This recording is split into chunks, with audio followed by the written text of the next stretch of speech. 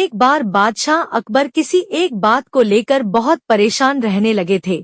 जब दरबारियों ने उनसे पूछा तो बादशाह बोले, हमारे शहजादे को अंगूठा चूसने की बुरी आदत पड़ गई है। तमाम कोशिश के बाद भी हम उनकी यह आदत छुड़ा नहीं पा रहे हैं। बादशाह अकबर की परेशानी सुनकर किसी दरबारी ने उन्हें एक फकीर के बारे में बताया, जिसके पास हर मर्ज का इलाज था। फिर क्या था, बादशाह ने उस फकीर को दरबार में आने का निमंत्रण दिया।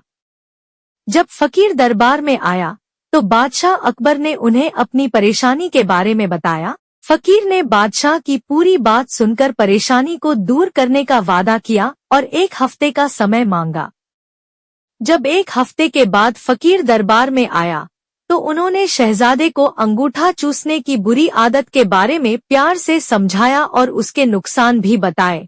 फकीर की बातों का शहजादे पर बहुत प्रभाव पड़ा और उसने अंगूठा न चूसने का वादा भी किया।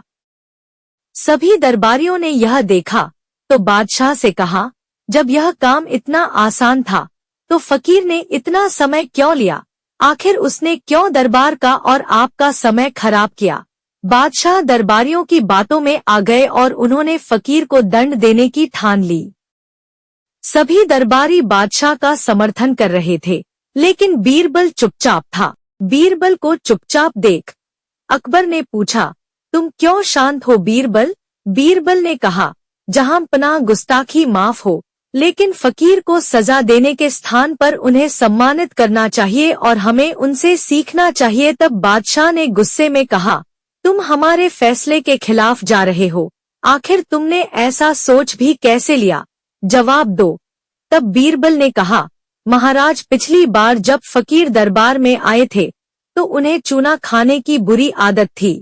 आपकी बातों को सुनकर उन्हें अपनी गलती का एहसास हुआ। उन्होंने पहले अपनी इस गंदी आदत को छोड़ने का फैसला लिया, फिर शहजादे की गंदी आदत छुड़ाई।